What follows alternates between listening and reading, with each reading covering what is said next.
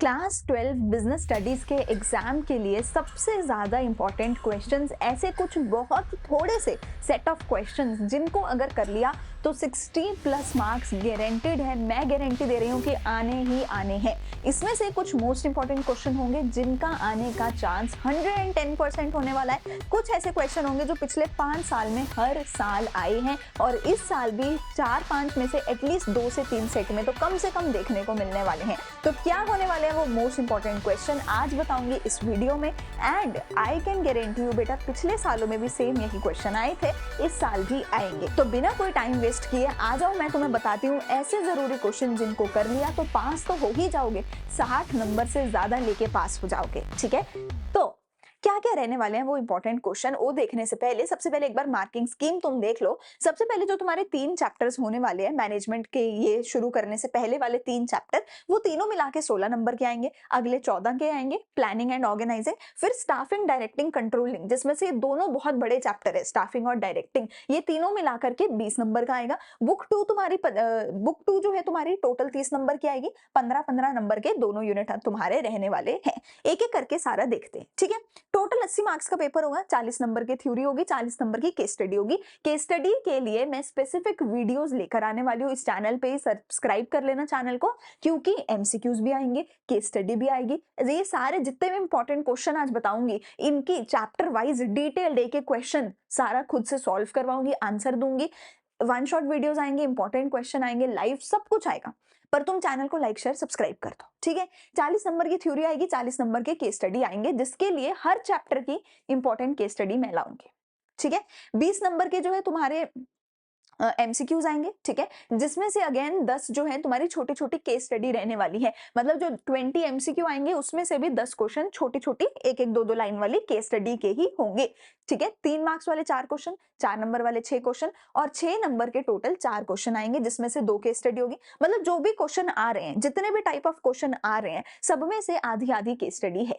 ठीक है, so case studies को बिल्कुल भी लाइटली मत ले लेना। केस स्टडीज को बिल्कुल भी ऐसा मत सोचना कि अरे ये तो हो जाएगी। केस स्टडी ही वो चीज है जो नहीं हो पाती है। ठीक है, सो केस स्टडीज पे स्पेसिफिक ज्यादा फोकस हमें देना है। पहले 3 चैप्टर की बात करें तो मिलाकर के 16 नंबर का समान इसमें से पूछा जाएगा। 3 एमसीक्यू होंगे, एक 3 नंबर का होगा, एक 4 नंबर का होगा, एक 6 नंबर का होगा ही होगा। ठीक है, इस पूरे तीनों चैप्टर्स को मिला के एक क्वेश्चन जो हर बार आता ही आता है वो होता है कोऑर्डिनेशन का। यूजुअली 3 नंबर में कोऑर्डिनेशन का क्वेश्चन देखने को मिलता है। ठीक है, बड़े में भी हो सकता है, केस स्टडी में भी हो सकता है, पर यूजुअली 3 नंबर में तो देखने को मिलता ही मिलता है। कोऑर्डिनेशन के फीचर हो सकते हैं या इंपॉर्टेंस हो सकती है, या फिर केस स्टडी दे दी और पूछा ये किसकी बात हो रही है, पर आता ही आता है। इंपॉर्टेंट, इसको वेरी इंपॉर्टेंट मार्क कर लेना। फिर है feature and nature of management, इसका तो बेटा आता ही आता है क्वेश्चन।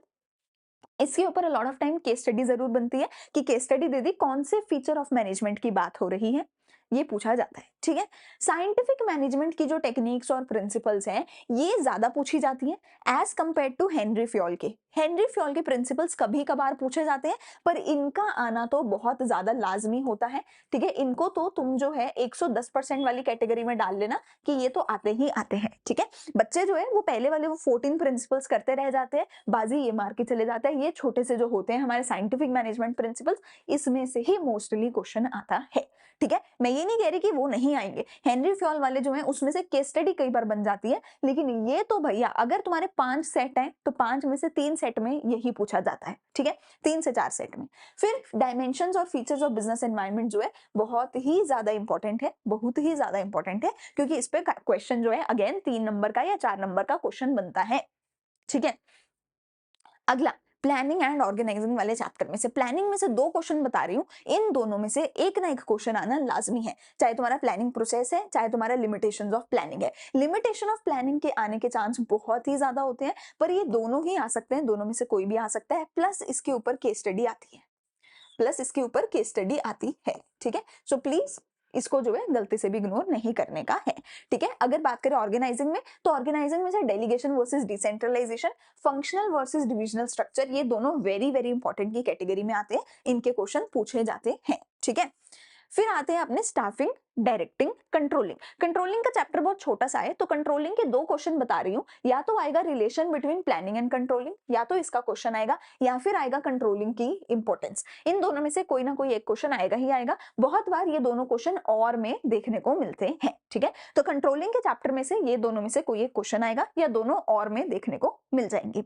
आगे बात करते हैं। अगर बाकी के हम चैप्टर्स की बात करें, स्टाफिंग और डायरेक्टिंग में से देखो तो मोटिवेशन, मोटिवेशन का मैस्लो की नीड हायरार्की या मोटिवेशन के इंसेंटिव्स। मोटिवेशन से क्वेश्चन आता ही आता है, गारंटी है। मोटिवेशन के इंसेंटिव के ऊपर केस स्टडी बनती ही बनती है कि भैया ये कौन सा इंसेंटिव दिया है हमने, बताओ, मोटिवेट करने के लिए। कम्युनिकेशन बैरियर के ऊपर भी केस स्टडी बनती ही बनती है, ठीक है। स्टाफिंग का प्रोसेस वेरी वेरी इंपॉर्टेंट है। और अगर तुमने मेरी वीडियो देखी है, मुझे कमेंट सेक्शन में बताना कि मैंने क्या एक्रोनियम बताया। इतना इजी एक्रोनियम मैंने बताया ना, स्टाफिंग का भी, सिलेक्शन का भी, और दोनों का एक्रोनियम इंटरकनेक्टेड बताया है। बहुत इजीएस्ट एक्रोनियम्स मैंने बताए हैं अपनी वीडियोस में, तो गलती से भी मिस मत करना। स्टाफिंग के पार्ट 1 की वीडियो में जाके देखना, इतना इजी एक्रोनियम है। अगर तुमने पहले से वीडियो सुनी है तो मुझे कमेंट सेक्शन में जरूर बताना, ठीक है।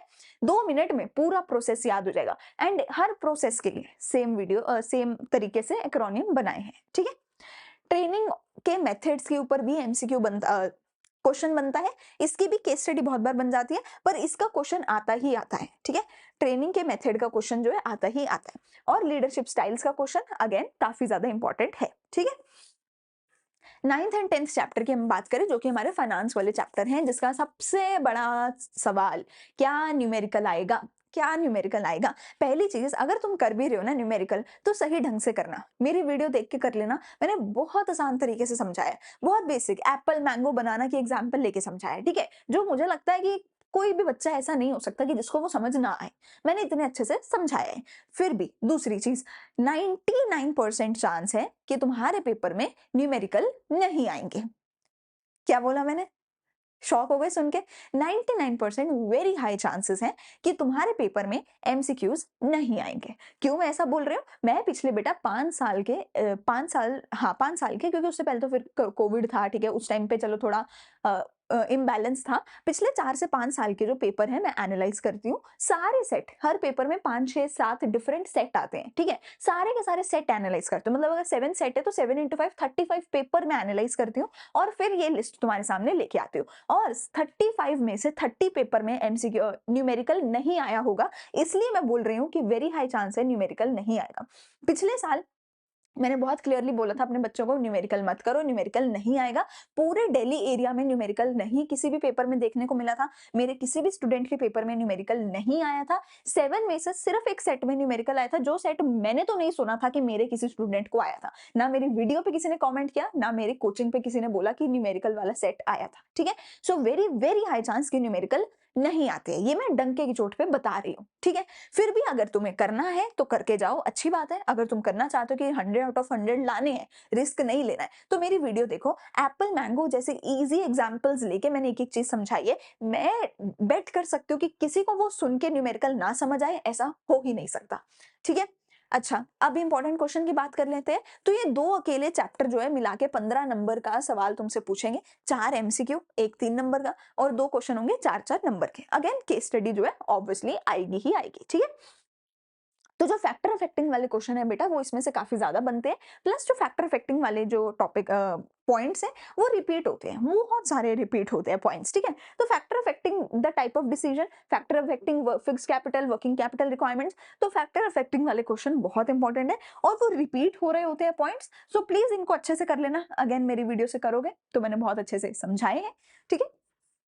वेरी इंपॉर्टेंट है, एटलीस्ट एक तो आएगा ही किसी भी एक चीज का फैक्टर अफेक्टिंग। 2 भी आने की संभावना होती है कि 2 चीजों के फैक्टर अफेक्टिंग पूछ लेते हैं, या फिर 4 फैक्टर दे देते हैं और बोलते हैं कि ये 4 फैक्टर इस चीज को कैसे अफेक्ट कर रहे हैं, ठीक है। अच्छा, फाइनेंशियल प्लानिंग के इंपॉर्टेंस के ऊपर क्वेश्चन आता है, बहुत हाई चांसेस है, मैंने बहुत ज्यादा बार देखा है कि ये आया हुआ है। सेबी के फंक्शन, सेबी के objectives, very very important. Money और कैपिटल मार्केट का डिफरेंस, प्राइमरी और सेकेंडरी मार्केट का डिफरेंस, वेरी इंपॉर्टेंट, ठीक है। मैंने बहुत ज्यादा बार देखा है कि ये आता है। आगे चले तो आखिरी 2 चैप्टर मिला के फिर से 15 नंबर का सामान बना रहे हैं, फिर से 15 नंबर का जो है वेटेज रखते हैं आखिरी के 2 चैप्टर, कंज्यूमर प्रोटेक्शन और मार्केटिंग, ठीक है।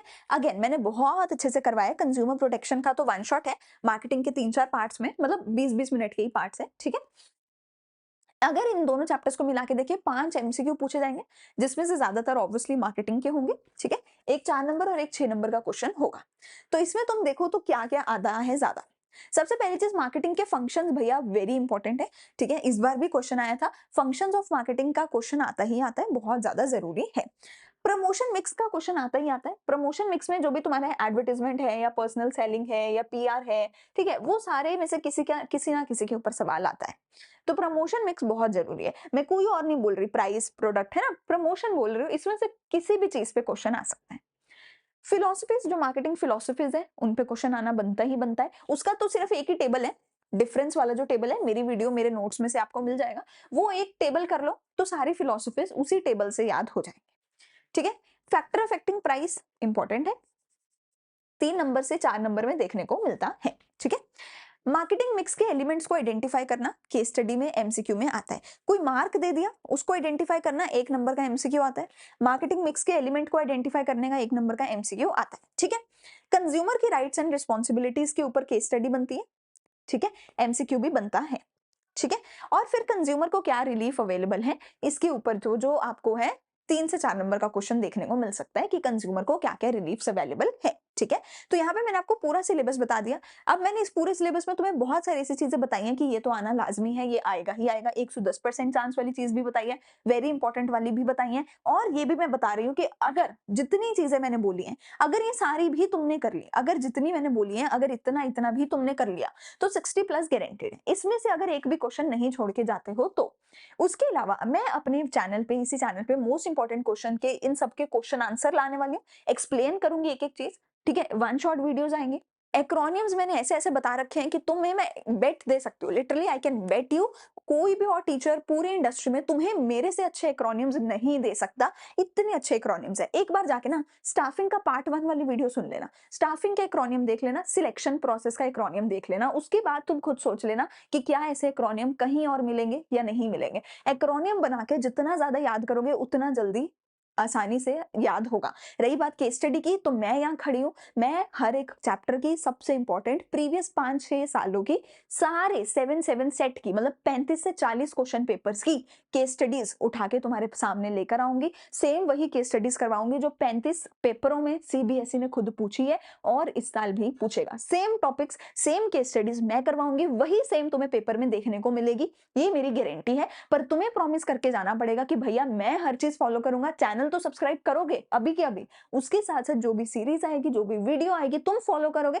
तुम हमें सपोर्ट करोगे, हम तुम्हें फ्री में पढ़ाएंगे, और तुम्हारे सपने से ज्यादा, तुम्हारी सोच से ज्यादा बड़ा मार्क्स, बड़ा नंबर आएगा तुम्हारे पेपर में, और तुम्हारा ड्रीम कॉलेज, ड्रीम कोर्स तुम अचीव करोगे हमारे साथ मिलके।